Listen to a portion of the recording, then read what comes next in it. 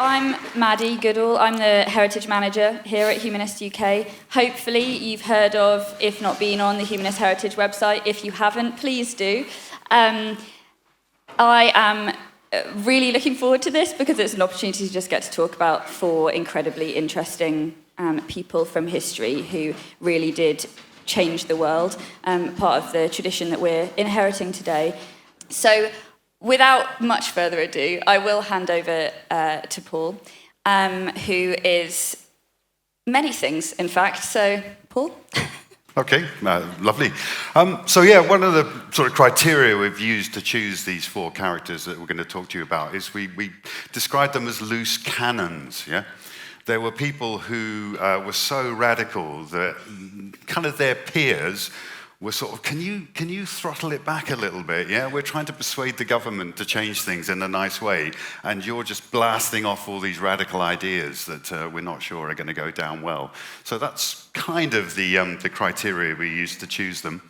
In terms of who I am, this is the biography I've written about Thomas Paine. It's a graphic novel biography that I'm about to chat about this hero of mine. I'm also a cartoonist for organizations like New Internationalist magazine.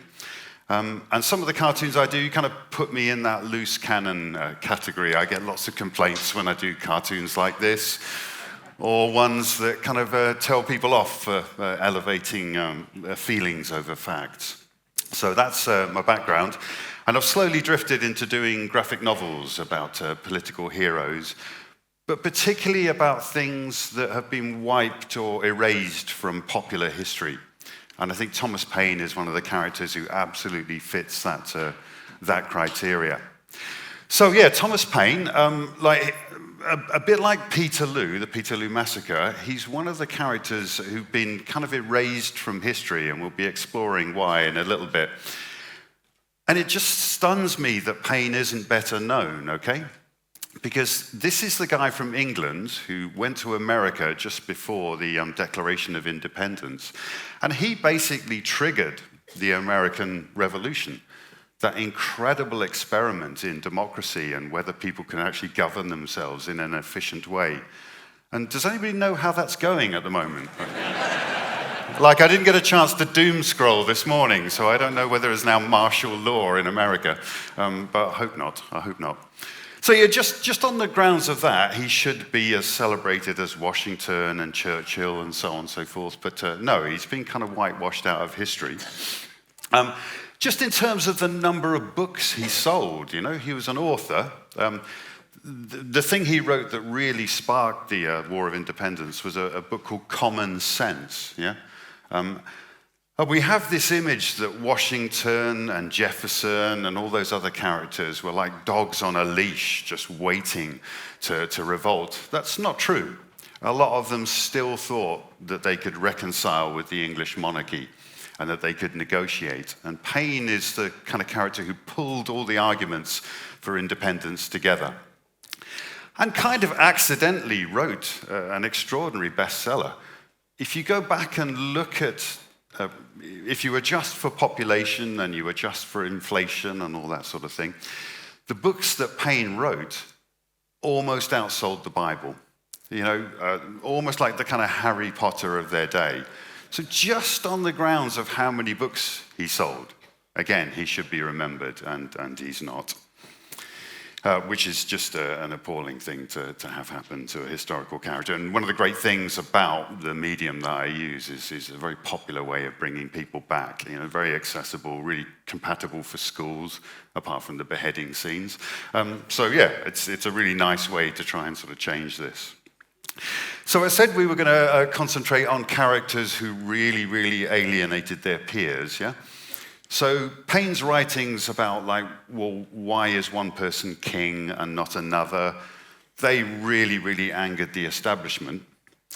But when he ended up going to France, because of his book, The Rights of Man, he was actually invited to become part of the French revolutionary government. Robespierre and all of that lot sort of said, you are our hero. Rights of Man really, really expresses what we're trying to do in this revolution. Come on over and join the government. Which is quite a strange thing for an Englishman who'd been to America to get invited to be part of the French government. But he does so, And I think this is one of the examples where a radical can really, really alienate their peers, particularly if their peers are fanatical maniacs. Yeah? Because once the king was captured, yeah, and he was basically put on trial by this new government, Robespierre and Marat up here really, really wanted to execute him. Yeah? They really wanted the king dead because he could easily become a focus for counter-revolution. And Paine, who is their hero, is one of the people who argued, well, you know, like, this is a whole new world we're creating here. Why begin it with violence? Why begin it with bloodshed? Yeah? Why don't we exile the guy to America, which is now a democracy, and there he can learn what true government consists of, because he's just a bloke, you know? He's just this guy, yeah, who happens to be king. If he'd been born in a nice neighborhood, he'd be a perfectly friendly sort of neighbor to have, and it's not really his fault that he's king. It's the idea we want to kill, and not the man. And this drove Robespierre and Marat absolutely crazy, because Paine nearly won that vote. It was as close as any of the elections we've had recently.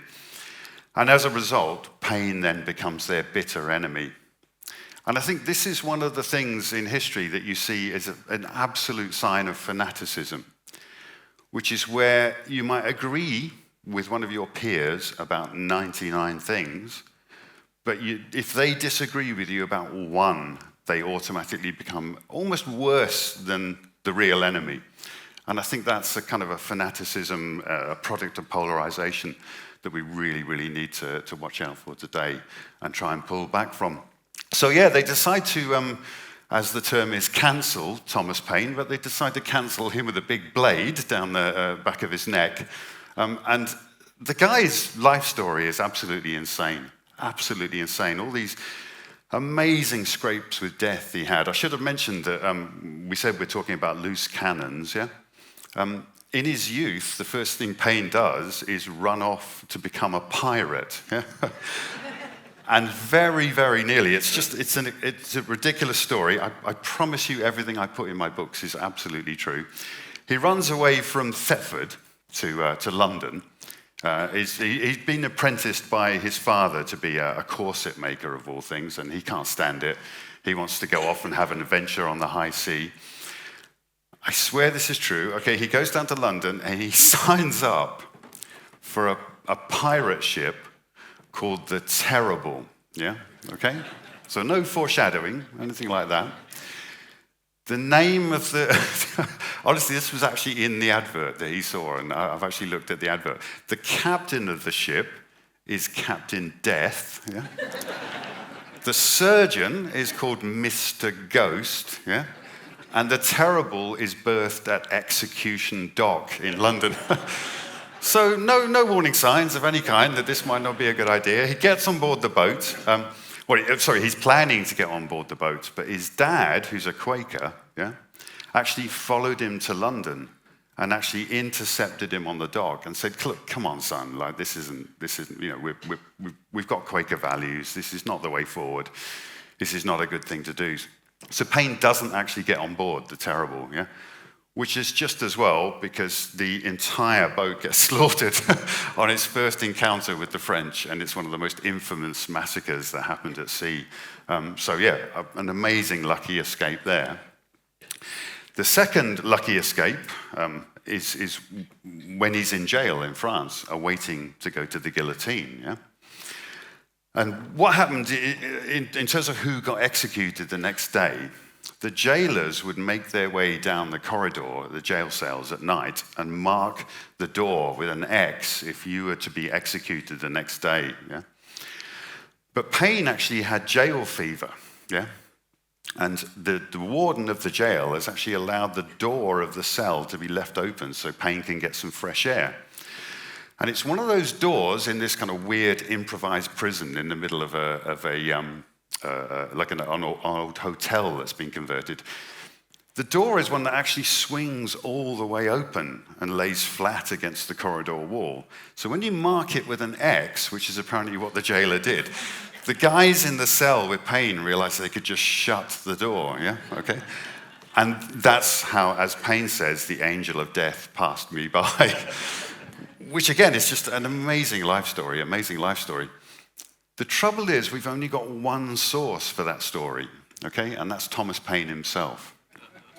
And I kind of don't believe it. I don't think anybody would be that stupid, would they? You know, like in this extremely tense atmosphere, if you're the jailer who's marking the doors, you're not going to want to make a mistake because you're going to the guillotine yourself if you do. I wonder if perhaps it was one of Paine's admirers who just realized there was a slim chance he could save his life, and with a sort of plausible deniability. So that could be what happened. I'm not sure. The other thing I should mention about Paine is he was constantly being burnt in effigy by the sort of loyalist, conservative forces of his era. And burning an effigy of him became just incredibly popular in the UK, almost more popular than Guy Fawkes for a while. And that kind of begs the question, if Paine is a hero to the working class, yeah, and he is because of his writings, like Rights of Man and so on and so forth, why on earth would ordinary people turn up to one of these burnings? Because they did. They turned up in great numbers, yeah? And I think, hopefully, some of the explanation may be just, if you couldn't publish Paine's work, if you were going to go to jail for talking about him, if you're going to go to jail for having meetings about him, at least an effigy burning is someone talking about him. There's also free beer, yeah? Seriously, these people laid on free beer if you came along to one of these effigy burnings. And there are stories about, like, after a few beers, yeah, people in the audience were starting to shout, "Long live Thomas Paine, long live Thomas Paine."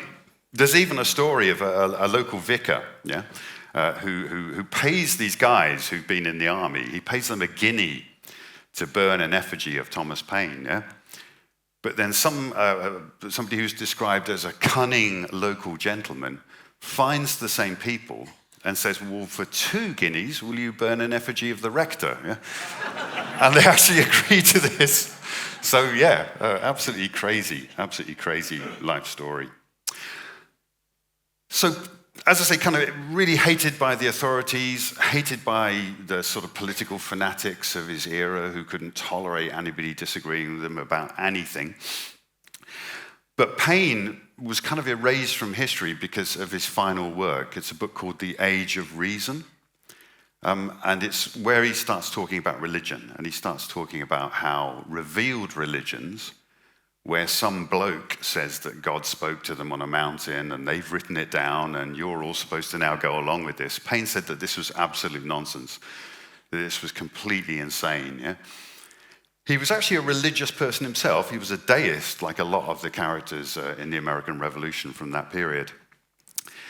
Saying this, it's really, really hard to get across, but saying that you weren't a Christian in that era sounded to most people like you were saying, "I have no moral compass. I've abandoned all ideas of morality." Yeah? And Paine was really, really deeply ostracized as a result of this. People just didn't want to be associated with him anymore. I think that partly explains why he's so obscure these days, because he's not a household name. How am I doing for time? I'm not cutting into your time. Good. So towards the end of his life, yeah, people are ostracizing him. He's not got much money because he never put any copyright on his work. He never made any money from his publications, even though they were global bestsellers, historical bestsellers.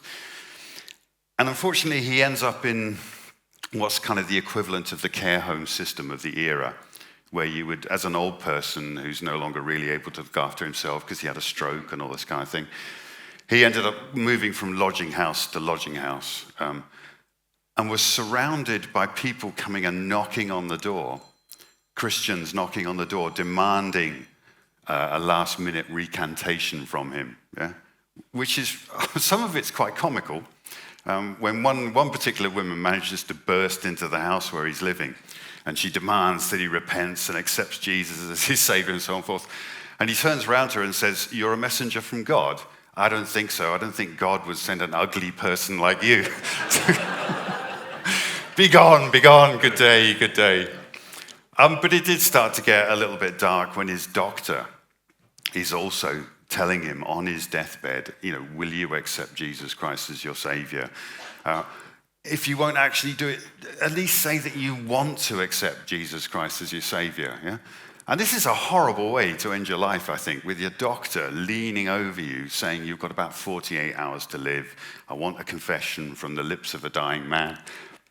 Paine's last punch is he turns to the doctor and says, I have no wish to believe on that subject, and then dies, which I think is a brilliant way to go out. So that's why, indeed. So again, I really hope you'll all want to sort of make him well known again. I think he's a figure who absolutely needs to be rediscovered, particularly given the state of democracy in the world today and given the state of what's happening to the American experiment. So yeah, Thomas Paine, thank you very much. And over to you.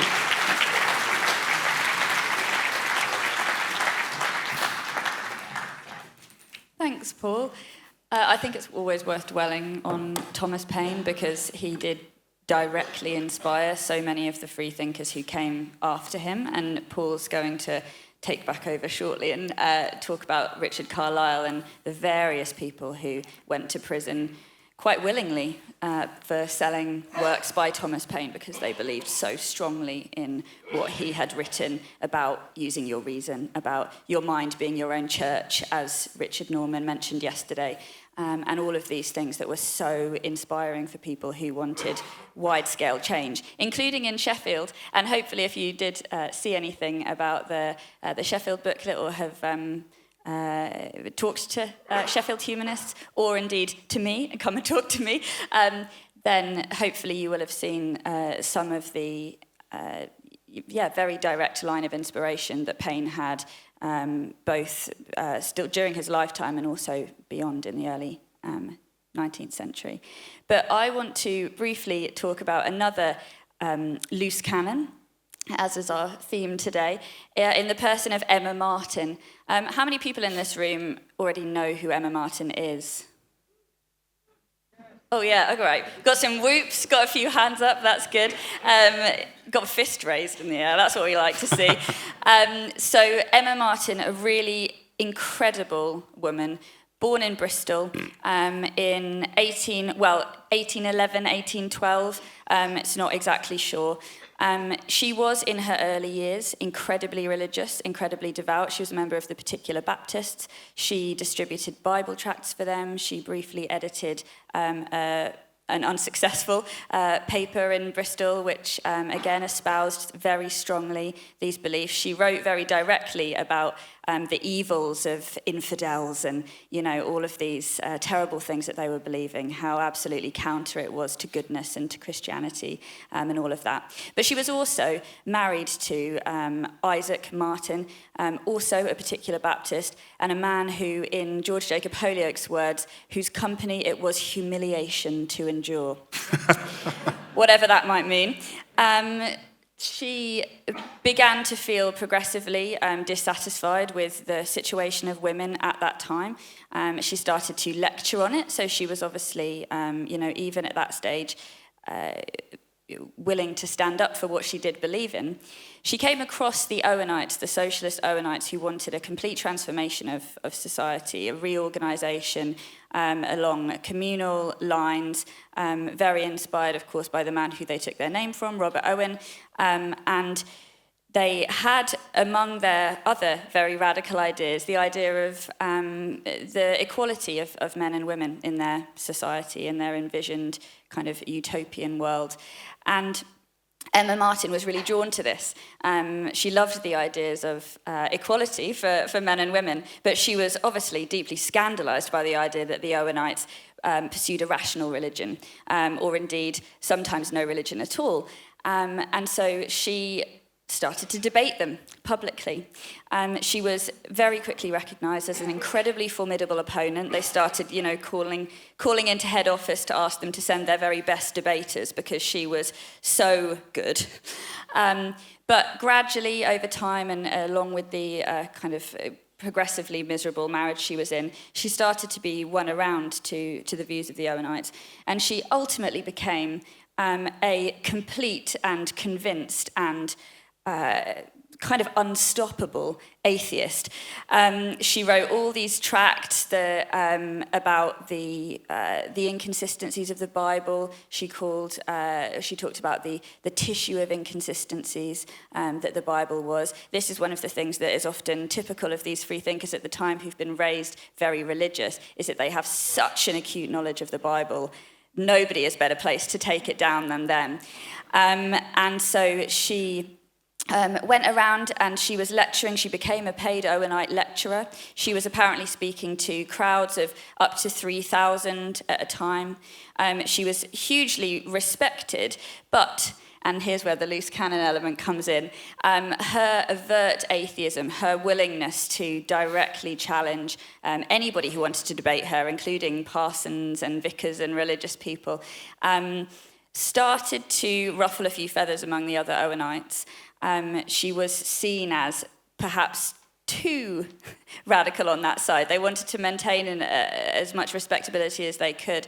And so she did start to make some, not necessarily enemies, but certainly there were people within the same movement as her who, by all accounts, shared all the other values she had, who were concerned about this.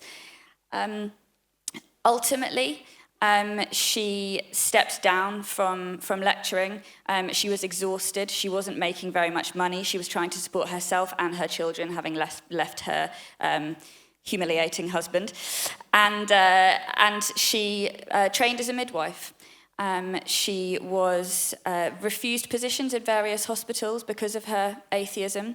But she began to practice privately. She actually delivered the children of such secularist heavyweights as George Jacob Holyoake, for example. There's a really lovely little marking in one of his day planners that's in the Bishopsgate, where he notes down, delivered by Mrs. Martin, for one of his children. And she ultimately, and tragically, dies quite young. She's not even 40 when she dies. But she was, for her time, an absolutely incredible and truly forthright free thinker. She wrote, as I say, so these tracts. She was lecturing widely, but she was also writing and publishing a lot. Things such as some reasons for renouncing Christianity and professing infidel opinions. Catchy.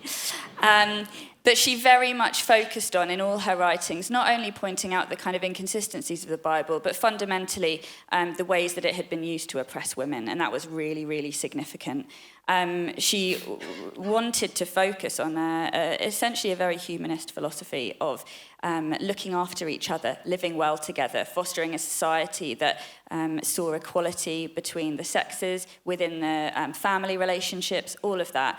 And I also just think with Emma Martin, it's so incredibly human that she went from, these lecturing before thousands of people to ultimately retracting into her kind of home sphere, but still maintaining through her work as a midwife and also through the education of her daughters, who she said she would rather give physiological textbooks to than allow them to read Levitical law. And she also gave contraceptive advice, gave advice on their own bodies to other women in her neighbourhood. So she's kind of got this dual, like lots of these things, not even dual, very intersecting activism, which, as I say, was so extreme at times that it alienated people that were otherwise on her side, but just showed this incredible bravery that I think we can very much learn from and celebrate today. And in fact, we have celebrated it. Any Bristol humanists here? So Bristol Humanists successfully got a plaque for Emma Martin in Bristol. Yeah.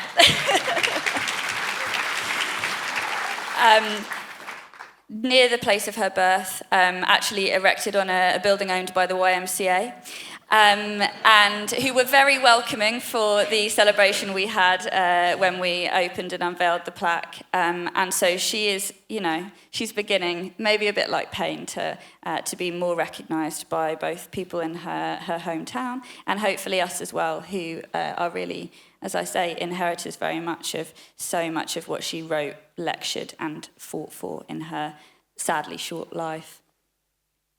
Cool. Yeah, indeed. Listen, much as I love the sound of my own voice, is there any way we could just bring the volume down on this mic a tiny bit? It's just a little bit too booming for me. That's better. That's fantastic. You can all still hear me, yeah? Fantastic. I can just shout if I need to. So our next character, Richard Carlile, yeah? Now, the first thing I want to say about Richard Carlile is the guy could rock a collar. I mean, look at this. Come on. Round of applause for his collars, if nothing else.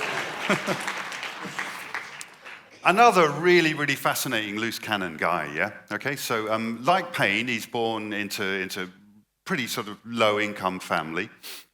Paine, as I say, was apprenticed to be a corset maker, and Carlile was apprenticed to be a tin worker, a tin plate worker. He's somebody who actually wrote a biography of Thomas Paine. So there's this whole kind of web, isn't there, of these characters when you start looking into them. They're all kind of interconnected together. It's an absolutely fascinating pattern. And one of the things that Carlile wrote about, one of his childhood experiences, was actually being at one of the burnings of an effigy of Paine, and actually being quite convinced by the local vicar telling him that Paine was this really evil, horrible man because he wanted universal suffrage. And I think this is one of the things that keeps coming up in when you start looking into these issues, just how deeply our ethics have changed over time. As I say, when Paine sort of said, I'm not a Christian. I do believe in a God. I believe in a moral, ethical God, but I don't believe in Christianity or Islam. It was just such a shocking thing to say. I think we have to try and sort of put our minds into theirs and think they had such a different worldview to what's normal today. And that's partly why I think these pioneers who smashed through those barriers are to be so kind of celebrated. So he's kind of a perfectly conventional thinker in his youth, but as a tin plate worker, the kind of levels of poverty that were starting to emerge just before the Peterloo massacre actually kind of radicalized him. And he started reading stuff by the famous Peterloo speaker, Henry Hunt, and he starts reading stuff by Thomas Paine, and it begins to radicalize him. And he actually ends up at Peterloo. Yeah, I presume people know what the Peterloo massacre is by now. Yeah, yeah, excellent, because it was one of those other things that had been forgotten in a sort of state that Thomas Paine still is. I'm based in Manchester myself and headed up the campaign to get a memorial to Peterloo. So he's over here rocking his collar, as you can see, with his universal suffrage flag. And he's due to be one of the speakers. But of course, the authorities attacked way before then, and he doesn't get a chance to actually speak. A lot of the stuff I talked about Thomas Paine was actually kind of quite ironically comical, almost sort of stumbling through all this drama in his life. Carlyle's experiences at Peterloo were very, very similar to that. He's due to speak, and you wore a top hat when you spoke, particularly because partly it was mockery, partly it was to sort of make yourself look respectable and so on and so forth. His top hat gets crushed at Peterloo, and he has to go and obtain a new one, right, after the massacre has calmed down, because he wants to get out of Manchester, get back to London, and start reporting about this.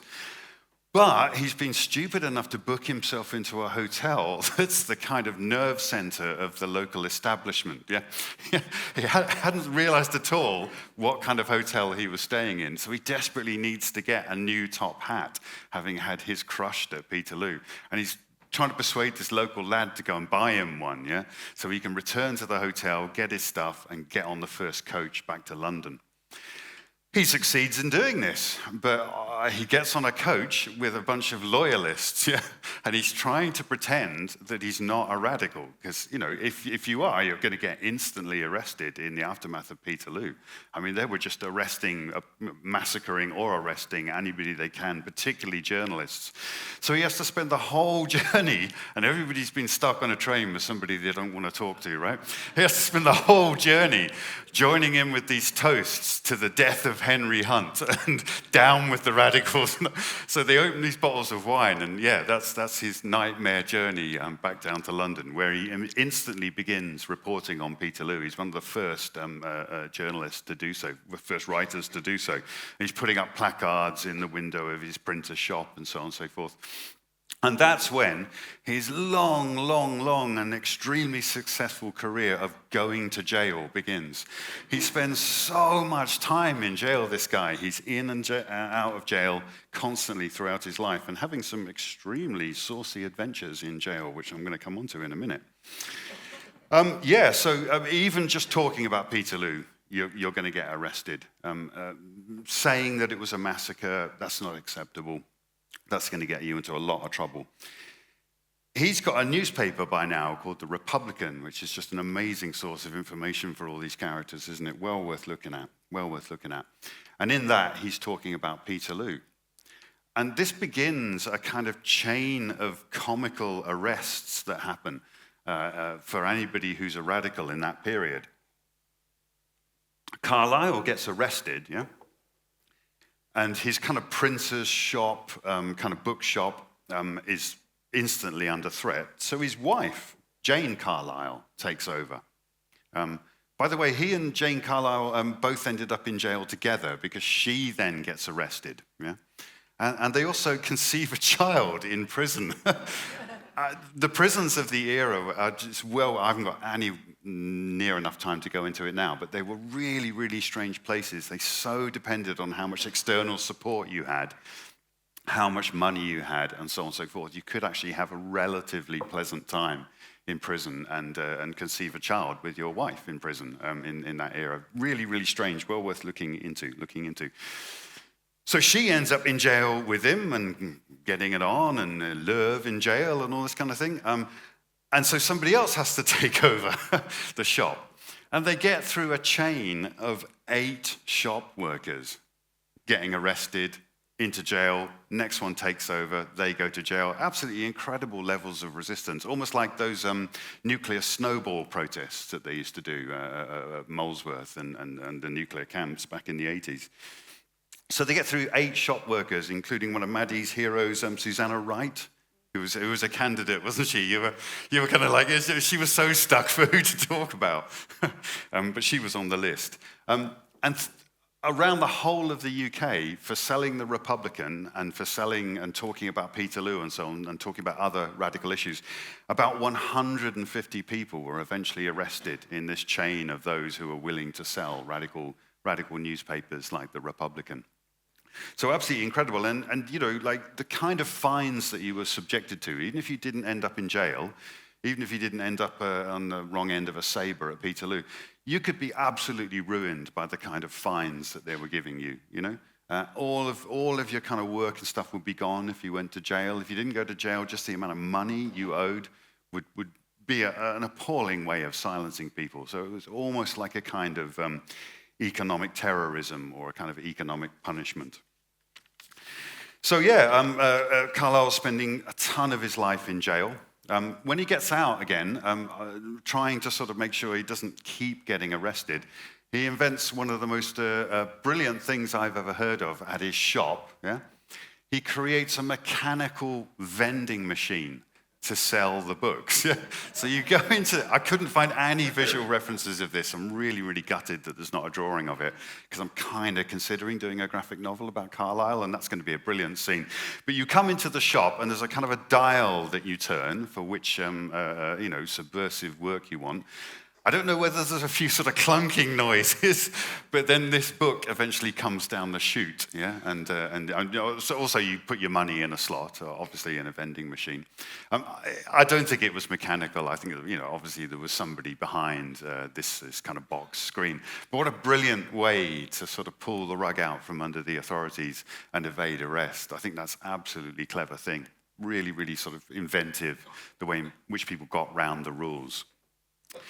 This same shop, I have this really strong memory of one of the first things I learned at university is about this bloke who had a shop in Fleet Street, this radical, who put a display of dummies in the windows and caused this huge traffic jam in Fleet Street. And it turns out that's Carlile.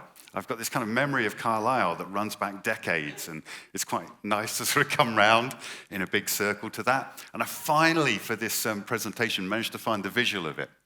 So I don't know if you can see, on the left we've got a bishop with the devil, and that's the spiritual broker, yeah? And on the other side, we've got the temporal broker, who's a banker.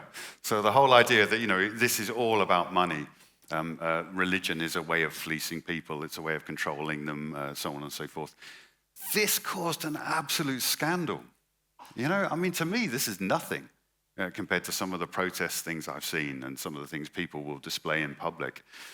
And again, it's a little bit like that thing of almost getting your mind into what the mentality of the era was, that people could be so shocked by this and so outraged and see it as something that you would go to jail for. So yeah, a very, very different time.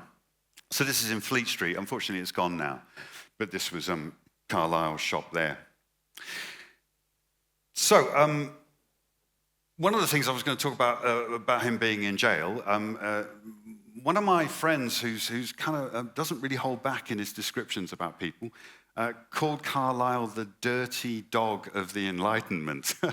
And that's partly because while he was in jail, he was receiving fan letters from this woman called Eliza Sharples, who was a growing radical herself. And basically this kind of romance by correspondence starts.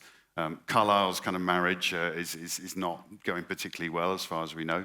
And he begins a kind of postal romance with this woman, who then comes to visit him in jail, And that's where they get it on. Just an extraordinary system at the time that you could conduct your love life while you were in prison with somebody totally new. So he gets into a moral marriage with her, which I think is a really, really interesting way to describe it. So, up until now, Carlyle's still, everybody's on board, all the other radicals think he's okay, until, and we'll come on to this in the next character, some of the characters that Maddie's talked about, is until he starts talking about women's rights, sexual liberation, and contraception. Perhaps the most controversial one of all, I think, is to talk about sponges and so on and so forth. And he writes a book, which is the one where all the other radicals are kind of, look, mate, can you just keep it down a bit, And it's called, one of the most uncontroversial titles I've ever come across, Every Woman's Book, Which sounds like some kind of 1950s good housekeeping, doesn't it? How to wear your pinny for when husband comes home. But it's not. It's really radical. It says that sex is okay for pleasure. There's absolutely nothing wrong with it. These religious people telling you that are idiots. Women are equal to men, and women's sexuality is equal to men. So again, people who didn't even know where anything was down there in the era, a really, really kind of quite controversial thing to say. And above all, talking about birth control and contraception.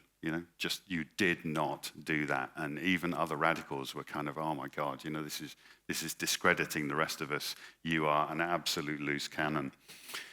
I talked about him being at Peterloo earlier, and one of the characters who was at Peterloo, you see on the left here, is Mary Fildes.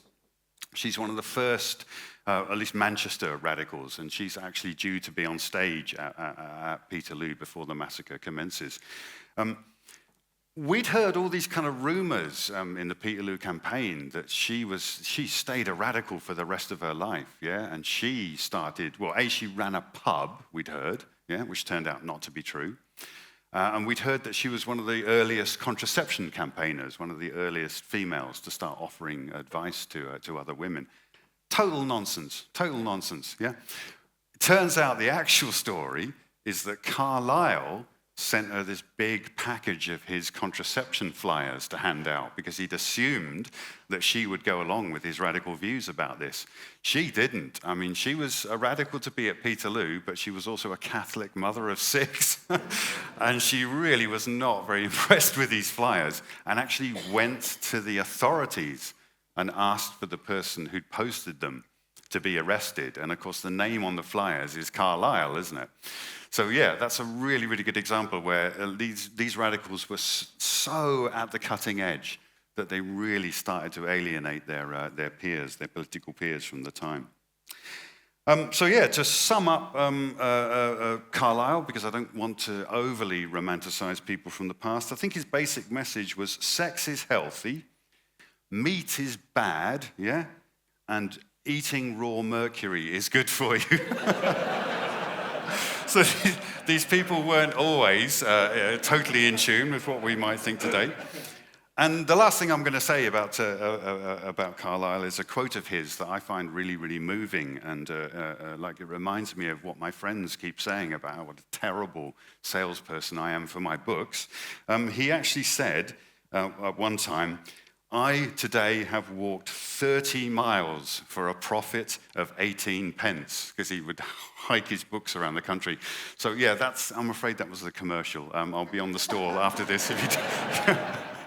And after that vulgar piece of capitalism, I'll hand back over to Maddie.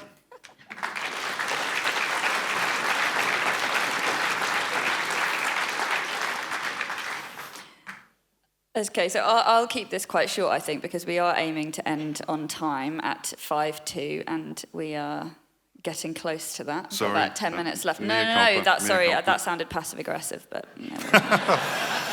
Well, it's better than actual aggression. I would never. So the last of the four that I wanted to talk about is the amazing Robert Wedderburn. Again, any Wedderburners? I'm choosing to call you. Yeah, a couple of Wedderburners. No, good. So Robert Wedderburn was born in 1762 in Jamaica. He was the son of an enslaved woman, Rosanna, and a Scottish slave owner and sugar planter. He was freed at birth by his owner, and the previous slave owner having sold his mother at 5 months pregnant, it should be said. And he was freed. He got a bit of an education. He joined the Royal Navy. He comes to England, and he, at some point in the early years of the 19th century, having spent his time among the radicals in the taverns of London, he gets licensed as a Unitarian minister, which enables him to preach a radical set of ideals from his chapel, Hopkins Street Chapel in Soho, where he rapidly comes to the attention of the authorities for all of these things he's saying, mostly that people should be equal, that the oppression of the working class can be seen similarly to the oppression of enslaved people, and that basically everybody should be getting together to overthrow this, to change the system. But he is also under their suspicion for blasphemy, for questioning certain elements of the Bible, mostly for saying that this professes to be a Christian country, but I don't see Christianity being practiced here. And he is, again, he comes into contact with Richard Carlile. He is put on trial for blasphemy in 1820. And as they loved to do at the time, and this was a great way that the radicals like Carlile and his fellow shopkeepers rapidly in succession arrested after him, they loved to publish the transcripts of their blasphemy trials. It's a great way to let everybody know the amazing arguments you're making, both for atheism and against the suppression of freedom of speech. And Robert Wedderburn's is one of these. I actually really recommend reading this. You can see this online. You can see lots of this stuff online, actually. The Republican Carlile's newspaper you can see online. If that is something that excites you, then by all means, it's a fascinating read. And he argues lots of things in this that I think actually pull lots of the arguments or the things that we've talked about so far together. He talks about how ridiculous it is to attempt to legislate on something like belief, which is as impossible to control as love is, as falling in love. And so he thinks it's ridiculous. He also thinks it's tyrannical because it's not right to imprison, to punish, to suppress people who purely want to argue to hash out their ideas, to have free discussion, to question things if they want to, not necessarily to take them down, but just to figure out what they think, and to do that along with other people. Again, a very humanist principle. He also says, and again, I think this comes back very much both to what Paul said and the way he said it, is that he argues for the value of laughing at stuff.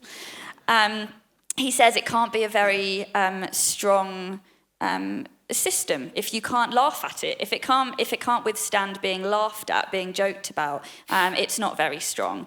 And similarly, Paul mentioned her, Susanna Wright, another of Carlile's shop workers, Nottingham-born lace worker who went to prison for her part in selling radical and blasphemous works like those of Paine. And she argued that truth was like a diamond. The more that you interrogated it, the stronger it became, and that it was worth risking everything really to uphold that right of freedom of discussion, to question those things. Whether that was in a very respectful and kind way, or whether it was by laughing at them and poking fun at them, as I say, Wedderburn very much defended the right to do. He also, and again, this is where the loose cannon thing comes in, he did keep some less than salubrious company. When he was in prison, he became friends with a couple of guys who were in there. Again, both radicals, but one of them a known pornographer. He continued after he was released from prison to associate with these people. And he was even himself arrested at one stage for keeping a brothel. I didn't realise. Shocker. And again, how much truth there is to that, how much it was the suppression of the authorities of, somebody they deemed dangerous, who knows? Are you sure it wasn't just a jail they were talking about? Yeah.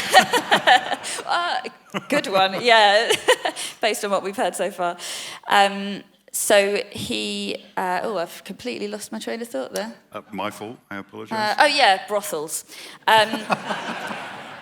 So he carried on. He actually, again, talking of Carlile alienating people, Wedderburn himself alienated Carlile. Carlile didn't think that, the company that Wedderburn was keeping was very good for the image of what he was trying to do.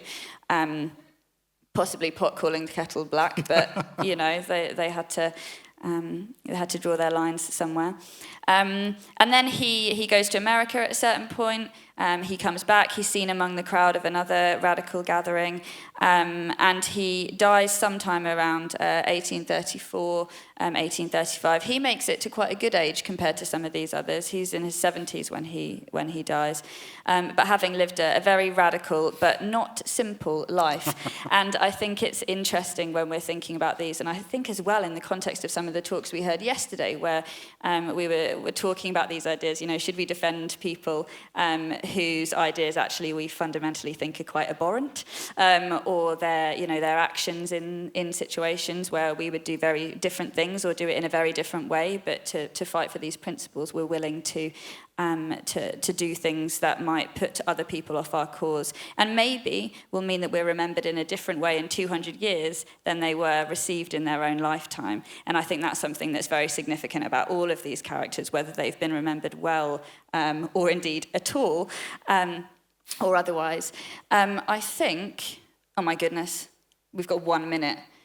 Do you want to, let's leave it we'll as a thought. We'll do this really quick. Let's just leave it as a thought experiment for everyone. Yes, good. Yeah, that's a nice one. That's Yeah. a nice one. Okay, so we've been thinking very carefully about how to wake everybody up this morning.